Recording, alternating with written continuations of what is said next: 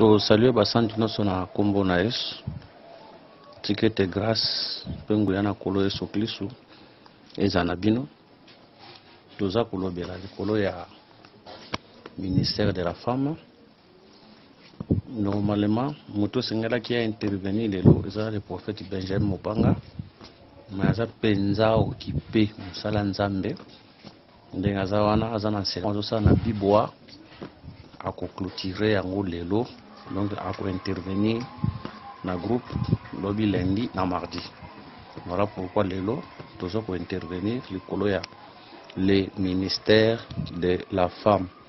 Tu veux que Bateye Belé aussi va intervenir pasteur Mani na docteur Corneille balika kia babiso basali musala que le Seigneur bénisse pour na musana so baibi na kosala tolinto ko baka likolo ya ministère de la femme. OK, tozana mukanda ya 1 Timothée chapitre 2 verset 12 à 13. 1 Timothée chapitre 2 verset 12 à 13, il est écrit: je ne permets pas à la femme d'enseigner ni de prendre de l'autorité sur l'homme, mais elle doit demeurer dans le silence, car Adam a été formé le premier, Ève ensuite. OK. Et ce n'est pas Adam qui a été séduit, c'est la femme qui, séduite, s'est rendue coupable de transgression. OK. Que le Seigneur bénisse cette écriture. Par rapport à l'écriture, vous voyez que deux ministres baleka liboso na biso pasteur Mani na docteur Corneille basimbaki yango biso peut ko simba yango par rapport ya mesure ya petite grâce que le Seigneur oyo achekat na biso. OK. To kozo écriture oyo to bimisa pe eloko moko wana na nzela ngolo ya Nzambe. Frère Paul azolo baké, je ne permets pas la femme d'enseigner ni de pas de l'autorité sur l'homme. Donc, bref, toujours comprendre que moi aussi, à cause du côté. Mais là, vous dans ma cancellation à Wezani. Dans verset 13, car Adam a été formé le premier, Ève ensuite. C'est pour dire que Moutou et Sengeli a été c'est le premier, Moutou a ensuite a été. Adam na Ève na katia jardin, bazalaki peuple ya Nzambe.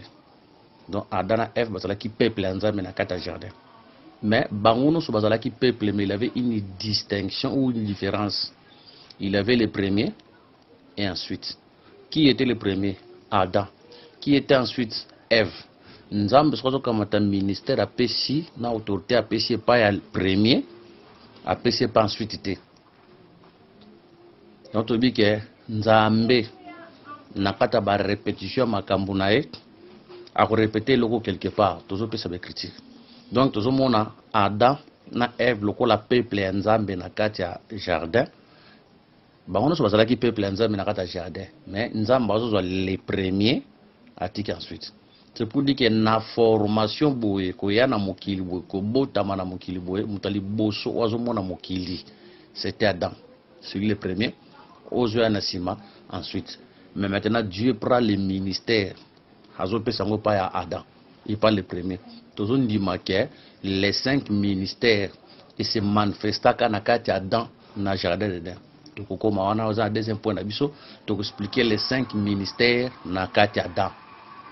Que le Seigneur nous bénisse.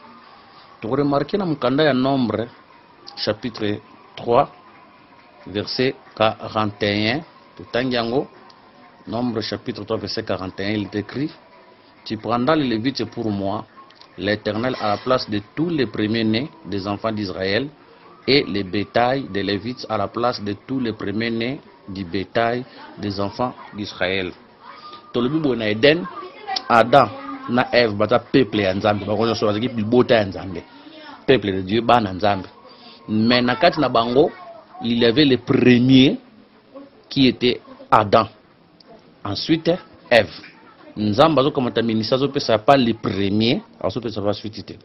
Donc on remarque que Nzamba zo répéter le kamboyo et pas Israël. Tango Israël ba bina kata bombu ba otambola. Ba comme na kata désert bango nyonso bazalaki peuple ya Nzambe. Tous les 12 tribus bazalaki peuple ya Nzambe. Mais Dieu fait une distinction azo pona les premiers. Donc Aïbisi Moïse qui prendra les Lévites pour moi l'Éternel à la place de tous les premiers-nés des enfants d'Israël. Donc c'est pour dire que et pas ya Nzambe. Tant que vous regardez Israël, premier-né, ils ont né Lévi. Donc à tous on a 120 ans, à tous on a 140 ans. So on a tribu à Benjamin, tribu à Juda, tribu à Isaacar, il y a Manassé ce qui peut wapi. À tous on a 100 ans, 130 ans. Mais Lévi, où il y a cause on a 20 ans, où il y a cause on a 5 ans, na miswa Nzambe, à sa premier-né, à sa yaya nayo. Or Lévi, aujourd'hui, c'est le ministère de la parole. Parce que vous remarquez, na Katia ba Lévi, ils ont na ba sacrificateur, puis ils ont na ba Lévite, parce que la ba Lévite. Ba sacrificateur, c'était la famille d'Aaron. Bangonde, on doit appeler ça qui sacrificateur. Mais toujours que ce soit les Lévites, que ce soit les sacrificateurs, bangonio so ba représenter le ministère de la parole. Par rapport, il y a 1 Corinthiens chapitre 9, verset 13 qui dit: ne savez-vous pas que ceux qui remplissent les fonctions sacrées sont nourris par les temples? Que ceux qui servent à l'autel ont par l'autel, de même aussi le Seigneur a ordonné à ceux qui annoncent l'évangile de vivre par l'évangile. Ok.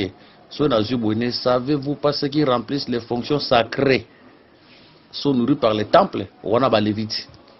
Les fonctions sacrées n'a pas de temple. À Christ lobby que ceux qui servent à l'autel, on parle à l'autel ou on a sacrificateur. C'est pour dire que ce soit les services de Lévite, les services des sacrificateurs. Pour dire que tous sacrificateurs étaient Lévites, mais tous Lévites n'est pas sacrificateur. Mais tu dis que Lévi en général, ils ont le misalaka na kati temple, ils ont le hôtel comme les sacrificateurs, représentant le ministère de la parole. Il y a un autre dit que ceux qui Lévi à la premier né. C'est pour dire qu'aujourd'hui, à l'église, le ministère, c'est le premier-né de Dieu. Quel est ça de bénisse? Le ministère, c'est le premier de Dieu. À tous ceux qui Adam, la Lévi, il y a le premier-né en Zambé. Tous Ève, la peuple, il y a ceux qui ensuite. Que le Seigneur nous bénisse. Donc, on expliquer Ève, la peuple en général. Dans le sens que, eza la mobali wazangi ministère na miso nza wana révélation na miso nzambe azala rapé mwasi wazana ministère te na miso nzambe azala rapé place rapé mwasi mais toto kitana na doctrine boye to lo wapinda ki mwasi azala ka premier né te premier né ezala ka ministère et puis pesa makapa mobali. Que le Seigneur nous bénisse. Nous disons ceci, on remarque que et pas ya nzambe Lévi nda la premier né. Et on te dit que l'élo n'a pas d'église premier né, ça rendait ministère, ça rendait motei, il est le premier né en Zambé. Donc, quand Dieu regarde l'église, ça montre premier né. Ndé za la peuple. Et on a remarqué même na oyo etali dénombrement na bango. Sauf que tu as vu Nombre chapitre 3, verset 14 à 15. Nombre chapitre 3, verset 14 à 15. Il est écrit: l'Éternel parla à Moïse dans le désert de Sinaï et dit: fais le dénombrement des enfants de Lévi, selon les maisons de leurs pères, selon leur famille. Tu feras le dénombrement de tous les mâles depuis l'âge d'1 an et au-dessus. Nombre chapitre 1, verset 1 à 2. L'Éternel parla à Moïse dans le désert de Sinaï, dans la tente d'assignation. Le premier jour du second mois, la seconde année après leur sortie du pays d'Égypte, il dit: faites le dénombrement de toute l'assemblée des enfants d'Israël, selon leur famille, selon les maisons de leurs pères, à compter par tête les noms de tous les mâles. Verset 3. Depuis l'âge de 20 ans et au-dessus, tous ceux d'Israël en état de porter les armes, vous ferez le dénombrement selon leur division, toi et Aaron. T'as la différence, c'est ça. Tant que vous avez le dénombrement, les dénombrement ne sont pas banda âge 1 mois. Donc tant que vous avez bébé na 1 mois, pour nier les gens qui doit dénombrer déjà. Attention, les dénombrements c'est les salis. Mais aussi les dénombrements c'est la couleur rebellée. Mais tel ça rappelle les salis. C'est pour dire que Dieu te connaît. Parce que vous remarquerez en Égypte, pour dénombrer ça la malfala qui moi n'en pas ta koufa. Tant moi n'en pas ta zo koufa nde ba ça la dénombrement. C'est pour dire aussi le temps que Israël a raté Égypte. Batikala ko sala dénombrement que nombre de peuples est raté. Mais quand l'agneau était mort en Égypte, Nzambe a coordonné à Moïse ça la dénombrement. Et là vous tindi que ça la dénombrement donc Nzamba yeba nombre de peuples naé, c'est à partir de la mort de l'agneau. Or nous disons que Israël en Égypte était tous les élites dans la vie du péché. Tous allons dénombrer, donc tous allons sauver. Mais la mort de l'agneau, c'est ça la mort de Jésus à la croix. C'est là Jean 1, 29, la Bible dit voici l'agneau de Dieu qui ôte le péché du monde. Donc l'agneau c'est Jésus. Sa mort, la mort de l'agneau c'est la mort de Jésus à la croix. Alors les dénombrements qu'on dénombre c'est ça les salis. Donc Nzamba yebibi sosikoyo à partir de l'Iwa Yesu dénombré salama Dieu nous connaît c'est ça les salis. Mais remarquez entre Lévi na peuple dénombrement Lévi zo salama na âge à 1 mois déjà ba sali dénombrement mais dénombrement peuple zo salama na âge à 20 ans ba couleur ko la place on est belé. C'est pour dire que ceux qui tokolobe la sali c'est pour dire que Lévi depuis âge à 1 mois a déjà sauvé ce tokolobe la sali. C'est pour dire que dénombrement moté salamaka avant dénombrement peuple. C'est pour dire que moté comme premier né abika avant le peuple abika. Voilà pourquoi nous disons qu'un prédicateur qui n'est pas sauvé ne peut pas aussi sauver. La raison pour laquelle le voleur dira au Seigneur Jésus que c'est la croix de Golgotha, si tu es le fils de Dieu, sauve-toi premièrement, ensuite sauve-nous. C'est pour dire que pour monter abika, peuple abika, il faut monter nanu abika, bon on peut ça n'est pas peuple. La raison pour laquelle vous remarquerez, tant que Israël a zokota na kana, bateau bazwaka liboso mabele, ezaka ba premier. Tous en a Ruben, tous en a Gad, tous en a Débi tribu à Manassé, qui est Ruben, le premier fils de Jacob, et pas à Léa, qui est Gad, premier fils de Jacob, entre et pas à Zilpatobila, qui est Manassé, premier fils de Joseph, et pas moi si naé, asinato abala qui est en Égypte. Vous voyez, on se met sur ton premier né, bangonde bato liboso bazwa ki mabele. Or, quand je vois la terre, c'est ça l'héritage que le Seigneur leur avait promis. Or, l'héritage pour nous, lui, c'est la vie éternelle, c'est les salis. C'est pour dire que ce sont les premiers nés, de bazo l'héritage premièrement, bazo kotarepo, bazo bika, de peuple ko ya na sima, parce que ba premier né, de faut ba sunga peuple, bazo héritage. Moni, yango remarqué, Adam, Moïse, avant, akinde kangola Israël. Aya bon no reb ye moko na no premièrement azalaki na no reb akoma kina no reb azalaki no reb ndako longo soki ko zo Israël aya bon no reb sika o ya azalaki. Or quand on voit la montagne de l'Oreb nzambe ye moko ko lobana mukanda Exode bo moni ndenge na bimisaki bino na bino na papu na ye na bino ti e pa na ngai. C'est pour dire que l'Oreb ezalaka pa nzambe c'est les salis. Vous voyez tant au mona soki pe na Daniel chapitre 2 okomona Bible a expliqué la montagne comme le royaume. C'est pour dire que Moïse était déjà comme ministre, était déjà dans le royaume, était déjà sauvé. C'est alors à cause du peuple qui a péché, a sauvé Bangoya na Bango Sika Oyazalaki. De même, Naomi était déjà Bethléem. Ndako kende kozwa rite ayane na Bethléem. On te dit que ministre azalaka nous sauver premièrement. Ce qui ministre azana nous sauver te, moyen peuple azala sauver exacté. Dieu commence premièrement par sauver les ministres. Les ministres ça. Voilà pourquoi tu dis que Lévi est la première né. Quand Dieu regarde l'église, les premiers nés ce sont les ministres. Les premiers nés ce sont les ministres, ensuite les peuples. Donc les premiers nés c'est les ministres. Donc c'est pour dire que Motei na likanisi nzambe abika avant peuple. Pour peuple ko bika nengeni suki Motei abiki na nte. Donc les salis commence premièrement par le ministère de la parole. Le ministère de la parole, wana n'a pas communiqué sali et pas à peuple. Vous voyez que le Seigneur nous bénisse. Donc premièrement, frère Paul Azorobake, Adam a été créé premier, ensuite Ève. Vous voyez, Adam a été créé premièrement, ensuite Ève. Donc Adam comme ministre, Ève comme peuple. Voilà quant à la révélation. Maintenant, dans la doctrine, tu as Adam comme le ministre, tozui Ève lokola mwasi oya koki kozala na ministère à parole te. La femme ne peut pas avoir le ministère de la parole. Et elle ne peut pas enseigner. Que le Seigneur nous bénisse. D'ailleurs, la raison pour laquelle on peut remarquer et là que Memaka na Eden, c'était le jour où la femme avait parlé. C'était le jour où la femme avait parlé. Tant Nzamba zo pesa ordre pour mobali mwasi azalaka wana te. Mais ko remarquer mwasi azoyeba makambo yo Nzamba yebisaka bango. Bolia onyo surtout mais obolia te. C'est pour dire que mobali na ye ayebisaki. Donc Dieu Adam na Ève azaki connaissance wana. Ève azaki connaissance wana pas ya Adam. Donc Adam de Nzamba yebisaki et puis tant Nzamba zo yebisa ye Ève azalaki nanu te.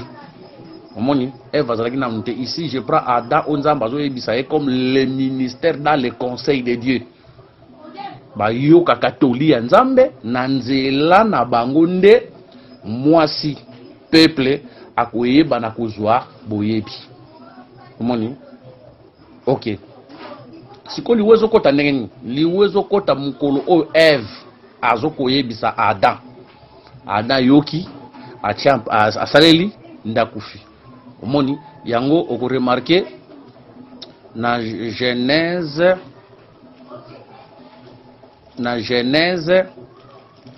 chapitre 3 na Genèse chapitre 3 tanzambazo tuna bango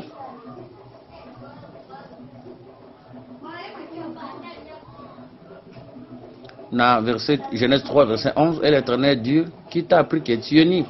Est-ce que tu as mangé de l'arbre dont je t'avais défendu de manger? L'homme répondit, la femme que tu as mis auprès de moi m'a donné des arbres et j'ai mangé. L'Éternel dit à la femme, pourquoi as-tu fait cela? La femme répondit, le serpent m'a séduite et j'en ai mangé. L'Éternel dit au serpent, ok, nakiti,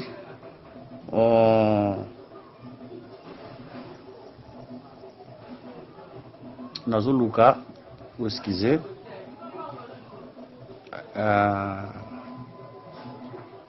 Ok, dans verset 17.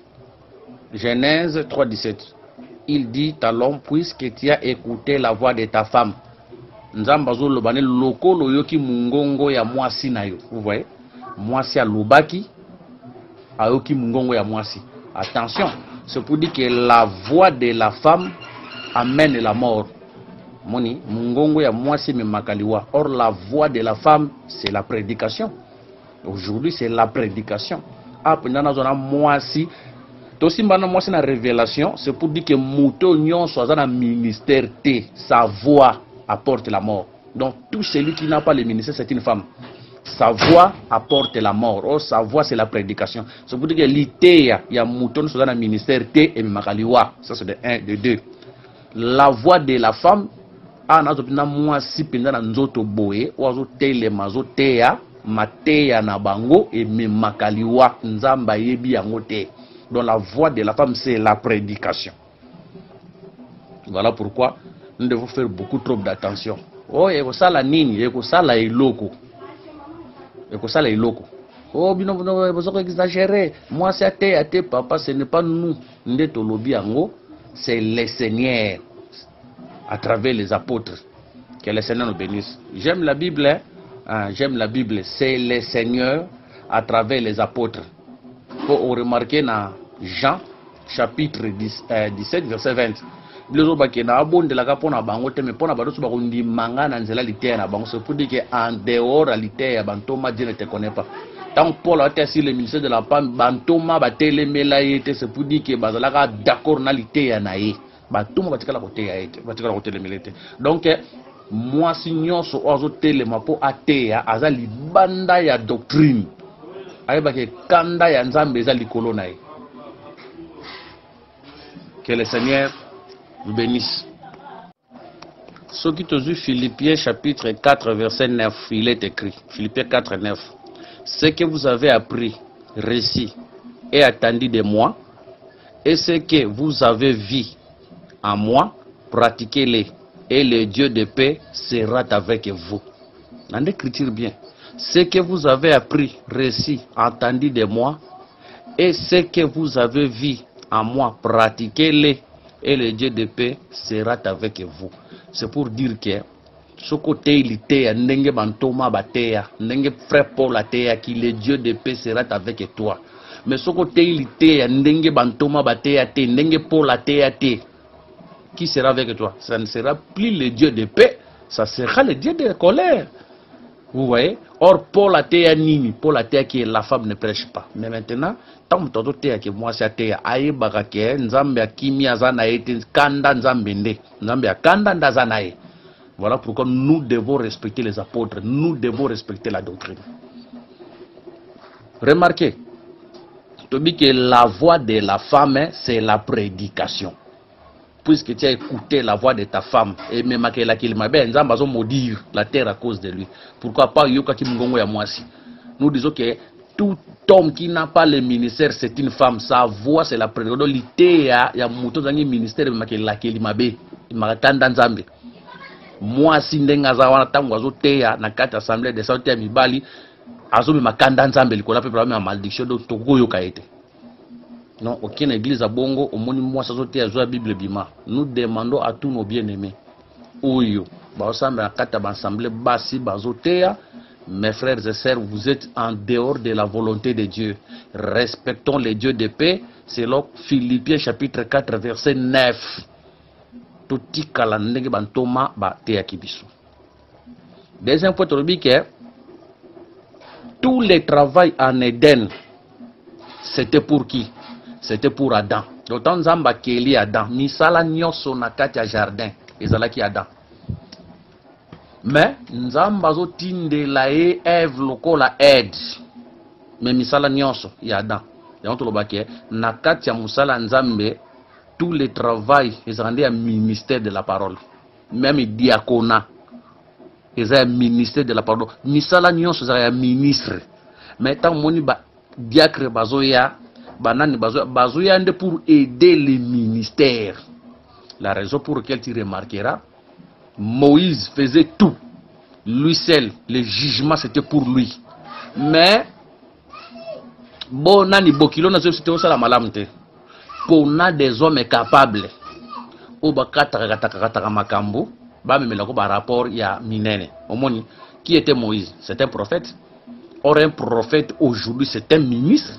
C'est pour dire que Moussala Nyos Ezaïe, na kati ya peuple ils ont des ministres, mais le col Azaïe moko ko se départager, il faut na ba tête ba département, ba tia ba homme capable. Voilà pourquoi vous remarquerez dans les assemblées où ba ministre bazaï belé, même président sa kilt ba ministre comme ba président. Pour ba ministre bazaï belé. Parce que so ba ministre bazaï belé te no moun musam so ba pesa ka ba tumsusu ba homme capable ba na ko exercer musalawana. Il y a remarqué que Moïse, comme prophète, c'était ministre. Mais à Kokosala, Moussala Nyonso, pour l'équipe peuple, belé. Voilà pourquoi Atchaki ba homme capable. Même dans le département, soit il y a une tendance, homme capable, Zawana, à couper sa rapport, pas ministre, ministre Zolandelaï. Et Zalao, ba maman, ba sangani, ba vieux, ba sage, ba maman le plus âgé, bazo pesa toli, ministre fois Landela. Pour ça, Moussala ministre fois Landela.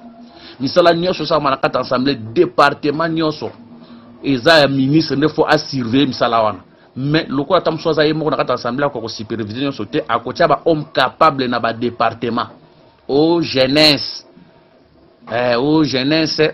ba kotia pe ministre nazolo ba bien na ba département nyonso nakata assemblée eza na mutu ya ministre c'est son travail. Le col se départager dans misala nyosote à côté des hommes capables na ba tête misala wana ba olandela bazo PC rapport et puis il doit veiller sur ça. Tonga na mona na rena ba mama moko boye ba sangani bazu mama moko mkolo ate ya bango. Webi ke na kata assemblée wana ministre wa za wana le docteur wa za la place wana tango ate ya ka aboya ka bijou aboya ka ba mèche aboya ka ba poudre a télé par rapport à l'écriture mais maman oyo bachaki wana akamba maman nazote le contraire ah bien bochaka ba mèche bokonuna bochaka ba bijoux bochaka boye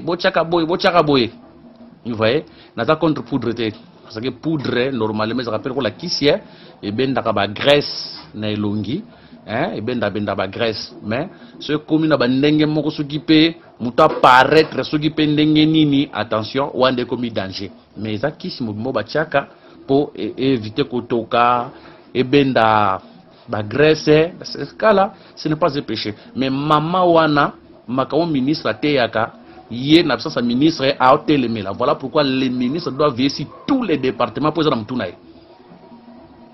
Ceux qui même à temps, il doit assister à la réunion parce que ils ont mutuna. Ceux qui ont tenté, il faut être des hommes capables. Oh, il faut enseigner, capacité. Ces hommes capables là veilleront si les départements sont absents et puis bah ça est rapport. Que les saints nous bénissent. Donc les ministères il y a une autorité. Il y a remarqué quand les seigneurs étaient venus le soir, tant voyez, à tout n'a évité, à tout n'a Adam où est-il? Pourquoi tout n'a Adam? C'est parce que c'est lui qui avait la responsabilité à Tika qui est wana. Donc les responsables, les ministres d'Éden, c'était Adam.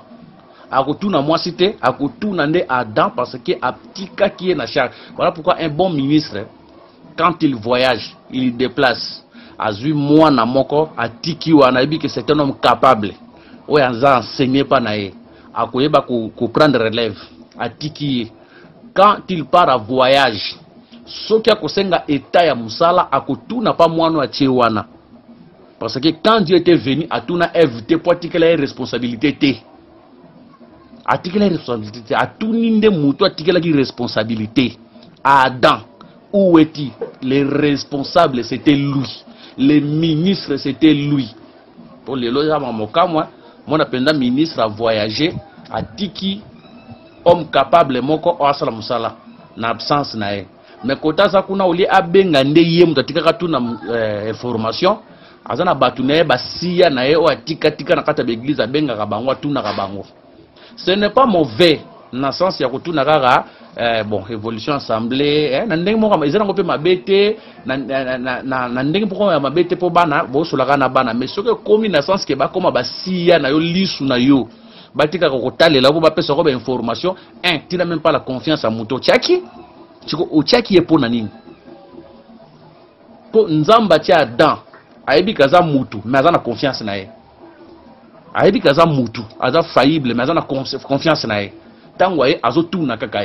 le demande parce que c'est lui les responsables, c'est lui les ministres. À tout n'a moi cité, à tout n'a FT.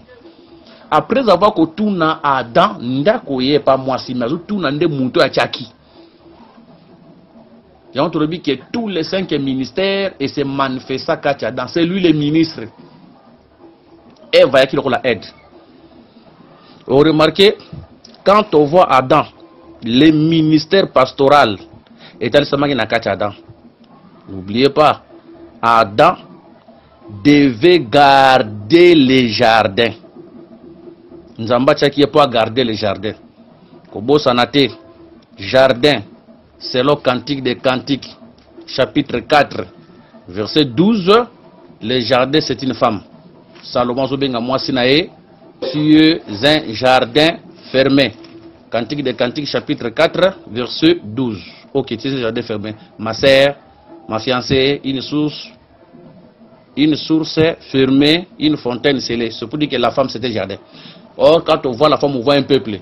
C'est que Adam, qui abatte la jardin. C'est ça le ministère. Ça, c'est le ministère pastoral. Ça, c'est le ministère pastoral. Nous n'imaginons pas les choses. Nous sommes au ministère pastoral par rapport à quoi? Nous sommes le ministère pastoral par rapport à 1 Pierre chapitre 2, verset 25. Il est écrit, 1 Pierre chapitre 2, verset 25, Totangi. La Bible dit ceci. Car vous étiez comme des brebis errantes. Mais maintenant vous êtes retournés vers les pasteurs et les gardiens de vos âmes. Un gardien ici, c'est le pasteur. Ada devait se multiplier. Ça, c'est l'œuvre de l'évangélisation. Voilà, mon salaire évangéliste. Mon ministre, nous sommes évangélistes. Mais précisément, par rapport à 5 ministères, Ça, c'est l'œuvre de l'évangéliste. C'est ça l'œuvre que le Seigneur. Tant au monde, la Bible dit que l'Esprit de Dieu s'est mouvé au-dessus des eaux. Il cherchait quoi? Il cherchait la terre qui était sous les eaux. C'est ça le Seigneur comme évangéliste qui était venu sur la terre, qui désire les liens d'alliés prêchant l'évangile pour chercher à évangéliser, à sauver Bissot. Ça, c'est l'œuvre de l'évangéliste. Adam était docteur par rapport à Yannin. Adam était docteur parce que vous remarquez, tant que Nzamba Kélié a épessé ordre, Nzeto Bogolia te, O Bosalaboui, O Bosalaboui. Tant que vous épessé Makamboana, moi si Azalakate. Mais quand le serpent vient, à tout moi ça répondrait que Nzamba Bissot Otoliate, tout touché te, ou Tabaksak tout touché te. Azwa qui information na wapi parce que tant Nzamba zo pesa ordre pas moi si Azalakite. C'est pour dire que l'homme avait enseigné à sa femme. Or, l'œuvre de l'enseignement, c'est ça l'œuvre doctorale. Les docteurs sont là pour enseigner avant de sa peuple na katalika nishanzambi. Donc, enseignant qui moi s'il vous plaît, on a le besoin absoluté. Et nous avons le besoin bongoté, absoluté. Grâce à par rapport à l'issue, nous pas qu'on s'appelle le place. To lobi que Adam, Azalaka bongoté, mais Adam était aussi un prophète. Pourquoi tout le monde qui prophète? Vous remarquez, tant que bakeli moisi, Adam Azalaki mazalaki akolala. Tant que Nzamba asala mouvement ya kobimisa moisi na kati na e, Adam azalaki akolala. Mais likamba ko kamwa tant que Adam lamuki atali Ève a péché kombo a l'obiti Ève, on t'appellera femme, on t'appellera femme parce que tu as été tiré. Oh. Sikoyo Adam ozolo babo ndenge nini? Azoye ba origine ya mwasi kota bimaki. Mais ozoye bango ndenge nini? Tangu Nzamba osala makambo yo ozalaki ya kolala. Hein? Genèse 2 verset 23. Et l'homme dit, voici cette fois celle qui est os de mes os, chair de ma chair. On l'appellera femme parce qu'elle a été prise de l'homme. Oh, mais papa, tant Nzamba zo bimisa yo mona kité, o zayaki akolala, o moni yango ndenge ni, o yebi yango ndenge ni. O moni Adam zo mona même origine.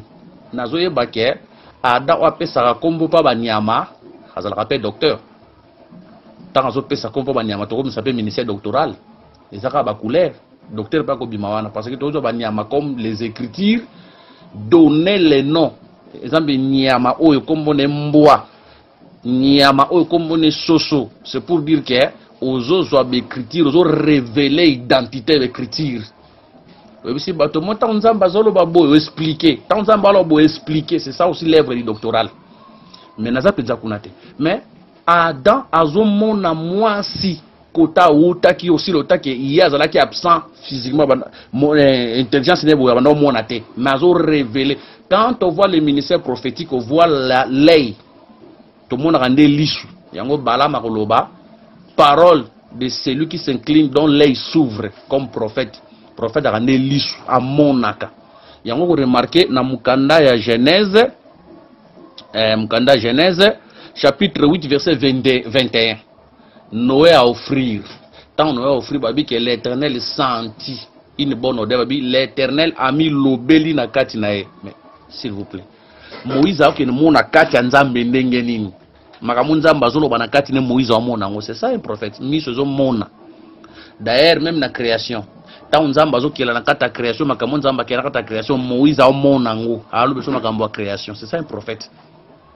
Anazue oazo mona origine côté Eva ou taki c'est les prophètes parce que les prophètes a l'œil c'est un azande lisu oya mona quand même origine na bi que ministère nyonso ekoki ko mona e monaka mais eza spécialité à prophète parce que azande lisu et puis tolobaki azalaki pe apôtre parce que esengelaki a cultiver les jardins. Or, musala ko cultiver ça musala ngombe. Il faut bando ko balo la mabele, hein, tant zo balo la mabele, c'est ça même les premiers travail où ça la maga. au baloli mabele, au tia ordre bamikala na kati, c'est ça même l'apostolat. Poser les fondements. Tous les 5 ministères s'étaient manifestés à Adam. C'est pour dire que Adam, c'est lui le type parfait, c'est lui le type de ministre. Attention, Adam, au type parfait, Christ, c'est pour dire que tous les 5 ministères, il faut expliquer à Christ. Mais toujours expliquer on a qu'à Adam, le rôle de ministre. Ou Ève, le rôle de peuple, ou Sengeli a aidé. Nous disons que la femme a droit au ministère T. Mais qu'est-ce que la femme peut faire? La femme peut évangéliser. On a tout ça dans Matthieu, Jean chapitre 4. Vous remarquez, la femme samaritaine, bakutani Jésus. Jésus a l'obéli makambo, l'obéli makambo, l'obéli makambo. Femme samaritaine, bakutani s'il vous plaît na libulu ya mai. Femme samaritaine ake makambo ba yebisa ki ake koteya. Azu bato belé aye na bango pa Yesu. S'il vous plaît, na aussi on a une révélation, bon on a quitté la doctrine. Na ozo Jésus a comme Christ, comme le Père. Na ozo femme samaritaine comme Jésus, comme le Fils. Au moment bango mi balé parce que la libulu ya mai ici je prends le puits d'eau comme l'éternité parce que libulu ya mai est source. Est-ce que mai est bota mais source c'est ça l'éternité, est-ce que bota nyonso. Je prends Jésus comme Christ, comme le Père. Je prends la femme comme le Fils, comme Jésus. Oyo, nanzela na ye, ne papa zwa peuple. Omoni, nanzela moi sonde Jésus, a zwa peuple bazwa pané. Omoni, c'est pour dire que l'œuvre que le Seigneur a qui n'a qu'à travailler, ne peut ça peuple. Et on remarque même Jacob pour recevoir Manassé, na Ephraim, il fallait que le fils a travaillé. Joseph a travaillé. Nanzela Joseph. De Jacob a reçu Manassé. Na Ephraim, c'est parce que les fils avaient travaillé. Moussa ne produire des banawana ou bazapé des peuples. On a besoin de la révélation. Mais tant qu'on quitte la doctrine, il boulot ma toujours comme l'assemblée, est-ce que l'ité est à côté comme la parole, parce que le boulot ma est beau takati. C'est ça la parole qui crée tout parmi nous. Est-ce que le boulot ma est allé tout comme c'était pour le boulot ma est beau takati. C'est pour dire que la parole de Dieu comme le puits d'eau est beau takati. La parole de Dieu est beau takati sanctification.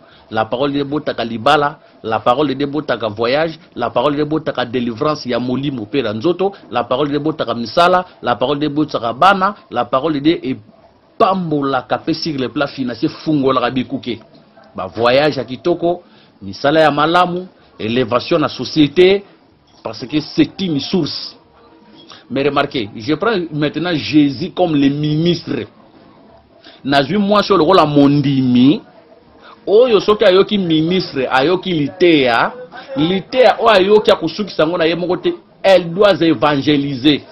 S'il vous plaît, moi sur atea na kati assemblée de sainteté, akendaki pa bateau bayebaki Yesu te. Je prends ces gens-là de Samaritains comme des païens, baka Jésus.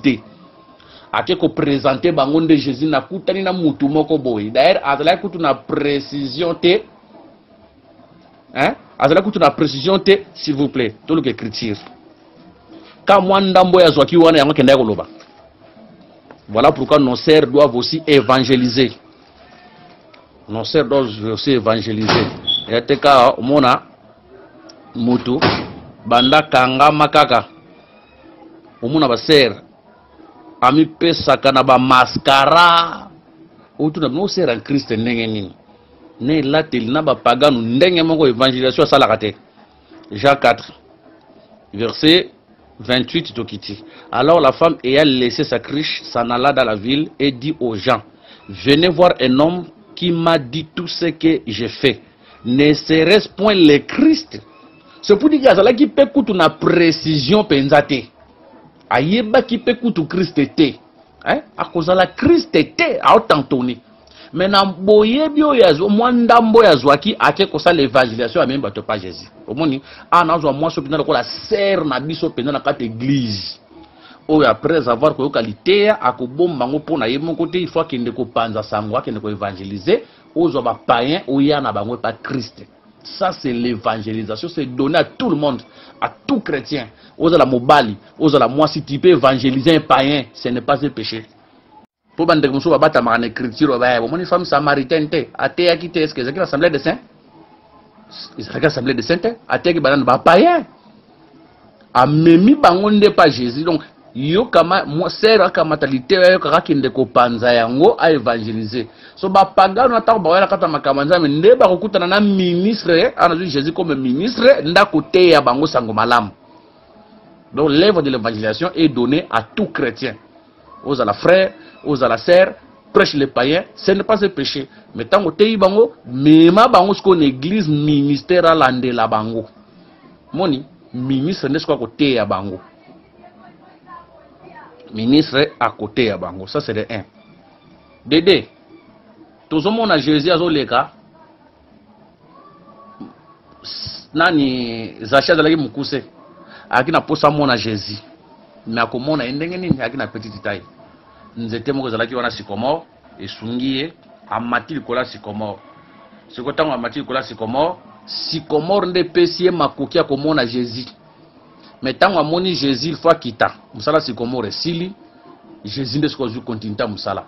Vous voyez? Nazozo Jésus awa lokola pe ministre.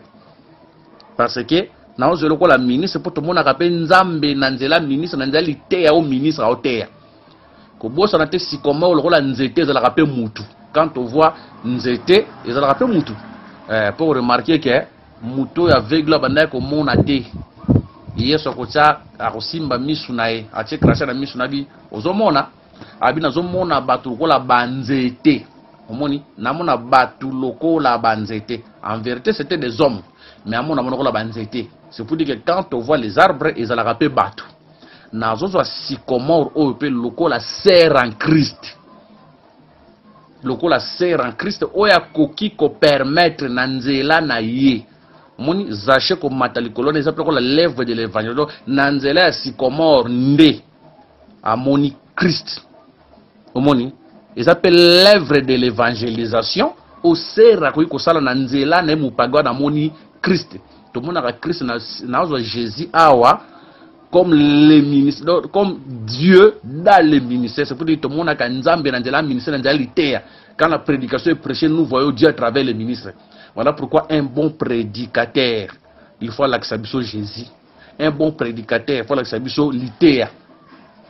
L'accepter beaucoup de likolo. Alors tu as vu que mon gars na ba iPad belé, tu zapi mabete. Ko na ba iPad za ngoma bete mais côté abiso ngondete. Moninga na kenda ke États-Unis ezana ngoma lamu ezana ngoma bete mais tozande na posa na ngote. Tozana posa na ngote. Nous montre nous les pères et cela nous suffit. Te ya biso nde bokonza likolo. So tozu bokonza likolo nyonso tozana posa na ngo ekokoki tokozwa yango na kati wana. Je prends le sycomore aussi comme une serre qui peut aussi évangéliser à memi mutu et pas ministre to amon a été mutu Yesu.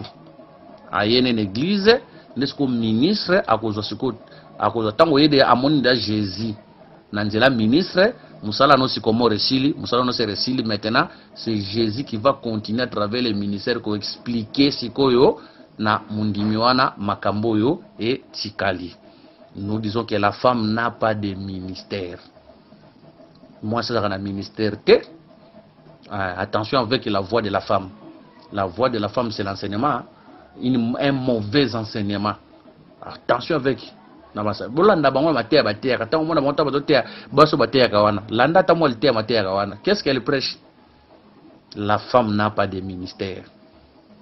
Le ministère est donné à l'homme. OK.